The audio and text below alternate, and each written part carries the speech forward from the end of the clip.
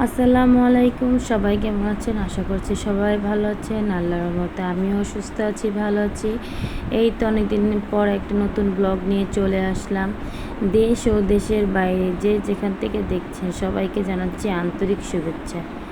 তো এই তো 2-3 দিনের ব্লগ একসাথে করে নিলাম। তো এই তো আজকে অনেক দিন পর প্রতিদিন ভিডিও একসাথে ছাড়া হয় না, তার জন্য আমি সবসময় চেষ্টা করি 2-3 দিনের ব্লগ একসাথে ছাড়ার। তো আরাফাতের স্কুল যেহেতু বাসার সামনেই, তো স্কুলে তো সাধারণ পোশাকে ওর স্কুল যেতে বলেছে। তো এই তো রেডি হয়ে স্কুলে চলে যাচ্ছে, আর আমি সকালে কিছু নাস্তা বানিয়ে দিলাম। যেহেতু আজকে বলতেছে আম্মু আজকে আমাকে এভাবে নাস্তা বানিয়ে দিবা, তো আমি এভাবে সুন্দর করে ওকে বলছে আজকে ডিম পোস্ট খাবো না, কলা দিয়ে দিতে। তো আমি ওকে কলা দিয়ে দিলাম। তা আরফাকে বিদায় দিচ্ছে সুন্দর করে, ভাইয়া চলে যাচ্ছে। তো এই তো আরফাকে নাস্তা খাওয়ার পর চলে আসলাম রান্না করতে। তো আরফা বাবা অনেকদিন বলতেছে শাপলা খাওয়া, নাকি শাপটা খেতে ইচ্ছে করতেছে। তো তো পেঁয়াজ ভেজে নিচ্ছি।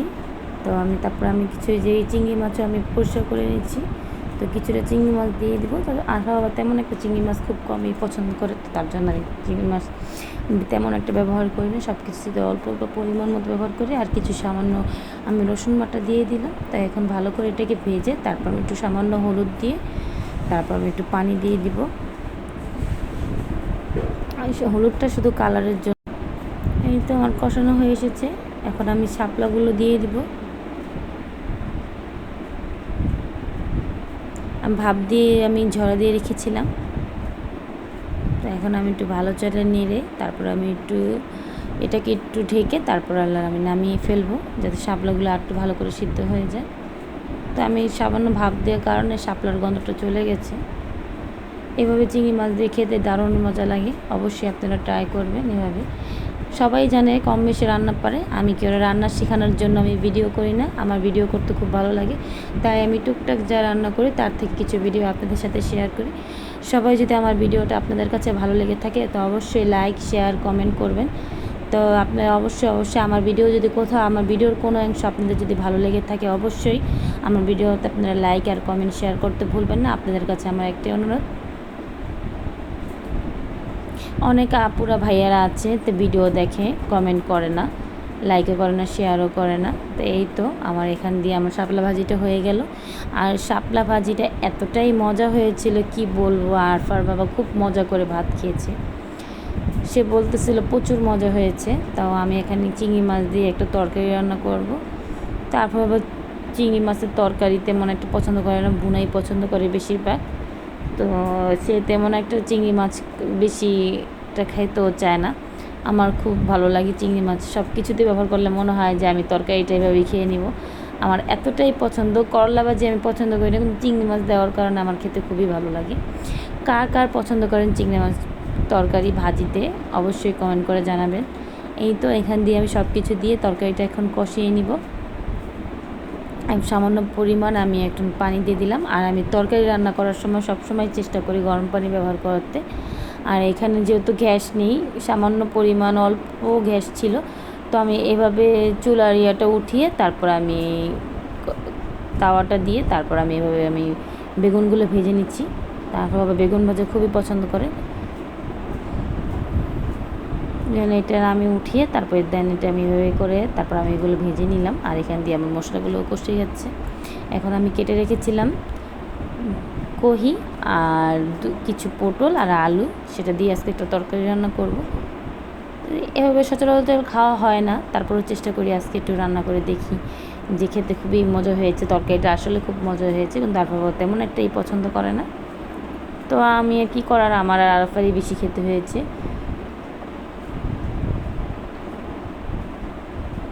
তো আমার তরকারিটা কষানো হয়ে এসেছে প্রায়।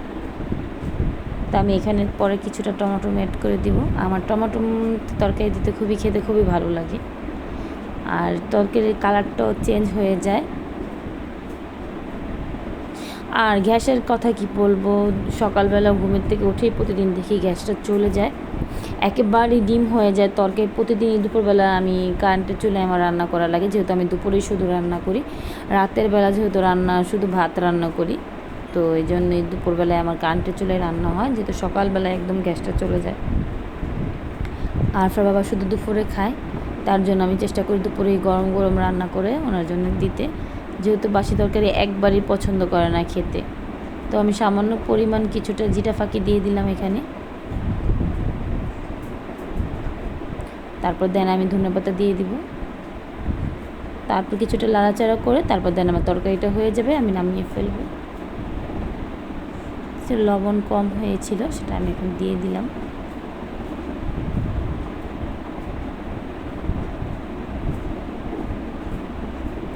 কারেন্টের চুলো এইভাবে কড়াই দিয়ে রান্না করলে কি তাড়াতাড়ি রান্নাটা হয়ে যায়। আর ও নিম্নে কড়াই দিলে মানে অত একটা তাপ পায় না, এগুলো দিলে বেশি সুন্দর হয় রান্না করতে। আর আমি 1.5 পট চাল ভিজিয়ে রেখেছিলাম, আর আরফা বাবা আমাকে ব্লেন্ডার করে দিছে। আর এখন আমি তার জন্য তেলের পিঠা বানাচ্ছি, পোয়া পিঠা যেটা আমরা বলি, অনেকে অনেক নাম বলেন, তো আমরা যেহেতু পোয়া পিঠা বলি তো সেটাই আমি বানাচ্ছি। এখানে আমি একটু গুড় ছিল, গুড় দিয়ে দিচ্ছি, তা ফ্রোজেন করে আমি ফ্রিজে রেখে দিয়েছিলাম। আর আমি এখানে 1 কাপের মতো ময়দা দিয়ে দিব। আর আমি 1.5 কাপ মানে 1.5 কাপ চালে, হ্যাঁ 1.5 পট চালের আমি গুঁড়ি করে নিয়েছি এখানে। এখন সব কিছু একসাথে মিক্স করে তারপর আমি দেন পোয়া পিঠাগুলো বানাবো। তো আমি এখানে একটা ভুল করে ফেলছি, এতগুলো পোয়া পিঠা বানানোর পর আমি যে পোয়া পিঠা এতগুলো বানিয়েছি তারপরে যে আমি ভিডিওটা নিব সেটা আমি একদমই ভুলে গেছি। তো আমি অনেকগুলো পোয়া পাঠিয়ে 1.5 পট চাল দিয়ে অনেকগুলো পোয়া পিঠা হয়েছে, যেহেতু আরফা বাবা অনেক পছন্দ করে। তো সেদিন নাকি ওনার বন্ধুর বাসায় গিয়েছিল, পোয়া পিঠা বানিয়েছিল, খেতে নাকি খুবই মজা হয়েছিল। তো চিন্তা করলাম আজকে আমি বানিয়ে দিই। বলতেছে তোমার পোয়া পিঠাগুলো এরকম হয়েছে কেন, অনেক সুন্দর হয়েছে। পরে বলতেছে, খেয়ে বলতেছে অনেক মজা হয়েছে তোমার পোয়া পিঠা। তো পাশের বাসা ভাবিকেও দিয়েছিলাম, সে বলতেছিল যে ভাবি আপনার পোয়া পিঠাগুলো খুব মজা হয়েছে অনেক।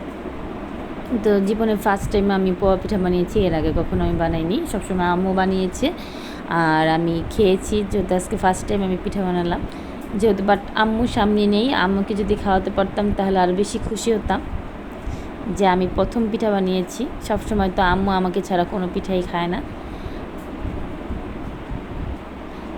তো আমি এভাবে পরে চিন্তা করলাম, এভাবে কাপে করে পরে আমি পিঠাগুলো ঢেলে তারপর পোয়া পিঠাগুলো বানিয়েছি, দেখি না সুন্দর হয়। দেন তো রাতে তো আমি পোয়া পিঠা বানালাম। তো পরের দিন আবার আমি আজকে কী রান্না করব সেটাই চিন্তা করলাম। তো প্রতিদিনই রান্না করতে আমাদের মেয়ে মানুষদের সবারই একটাই চিন্তা, আজকে কী রান্না করব, কালকে কী রান্না করব। এখন আমি চিন্তা করলাম আজকে একটা রুই মাছের মাথা মুগ ডাল দিয়ে রান্না করি। প্রায় আমি মাঝে মধ্যে করি, যেহেতু আমার খুব খেতে খুব ভালো লাগে, আমার খুব পছন্দ। তো সব মশলা দিয়ে একবার একদম কষিয়ে তারপর আমি দেন মাথাটা পরে দিয়ে দিব। কার মুগ ডাল দিয়ে রুই মাছের মাথা খেতে ভালো লাগে অবশ্যই কমেন্ট করে জানাবেন, আমার তো খুব পছন্দ।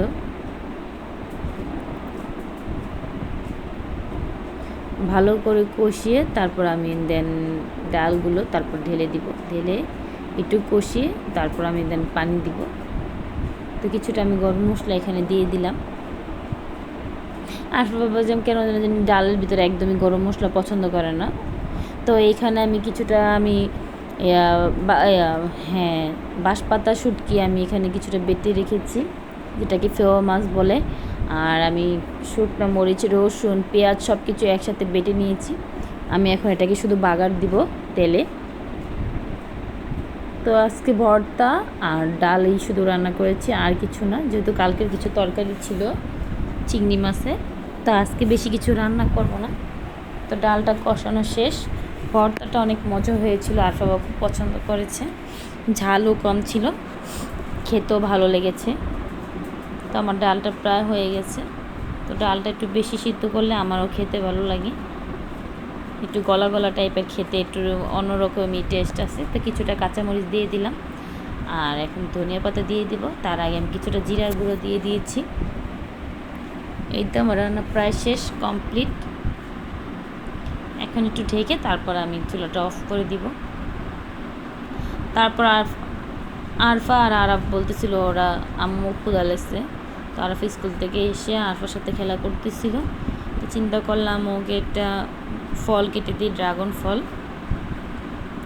তো ছোটো ছোটো কেটে দিলে তারপর চামিচ দিয়ে খায়, না হলে একেবারে কিছুই খেতে চায় না নিজের হাত দিয়ে।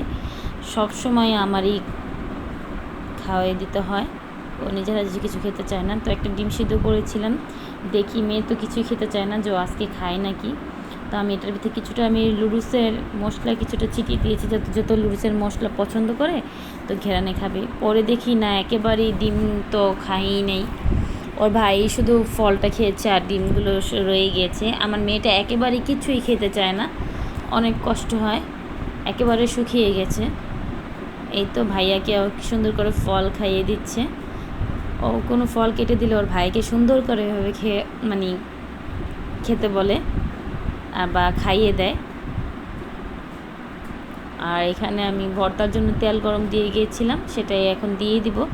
ওখানে দুই ভাই বোন দুষ্টামি করতেছে, আর এক ভাই আরেক ভাই বোন ভাইকে খাওয়াই দিচ্ছে। আর এখানে আমি এখন ভর্তাটা বাগার করে নিব একদম। চুলা যেহেতু কম গ্যাস, তো আমি চিন্তা করতেছি আস্তে আস্তে হোক, কারেন্টের চুলা আর দরকার নেই। সেগুলো চুলায় আমি অফ করে দিয়েছি রান্না শেষ করে।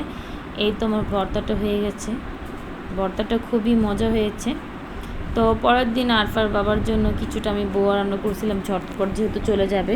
তো আমি 10 মিনিটে এই বোয়াটা বানিয়ে ফেলছি, যেহেতু কালকের ভর্তা ছিল। তো চিন্তা করলাম ওনাকে দিয়ে দিই খাবারের জন্য, উনি বলতেছিল প্রচুর মজা হয়েছে। দেন তো বিকালে শ্যামাই রান্না করেছিলাম, তো আরফা বাবা খেয়ে চলে গেছে, আমরাও খেয়েছি। তো এগুলো রেখে দেবো ফ্রিজে এখন। আর আরফার জন্য কিছুটা আনারস জুস করে নিয়েছিলাম। তো পরে চা খেলাম দুজনে মিলে, তারপর আরফা বাবা চলে গেল বাইরে। তারপরে এই যে আসলো আমার বান্ধবী, ফোন করেছে হঠাৎ করে নাকি আমার বাসায় আসবে। তো আরফা বাবা একটু ঘরটাকে গুছিয়ে দিচ্ছে, যেহেতু আমি বলতেছে আমি তোমার কাজে হেল্প করি, তুমি একা পারবে না। এই তো বান্ধবী মেয়ে আর দুলাভাই আমার জন্য অনেক কিছু এনেছে। তো বলতেছে শালির জন্য কি নিয়ে যাব। তো রাতের বেলা বান্ধবী বলতেছে যে অনেক কিছু রান্না করো না, যা আছে এগুলোই খাবো, কালকে সব রান্না করো। তো সকালে আমি পরোটা ভেজে নিচ্ছি, উঠিয়ে দেখি গ্যাস চলে গেছে রুটি বানাতে। আর দুপুরের জন্য কিছু ছোট্ট আয়োজন রান্নাবান্না, যেহেতু গ্যাস তো নেই, কারেন্টের চুলা রান্নাবান্না করলাম। এই তো বান্ধবী চলে যাচ্ছে, বিদায় দিলাম। খুব দুষ্টামি করে। সবাই ভালো থাকবেন, সুস্থ থাকবেন, আল্লাহ হাফিজ।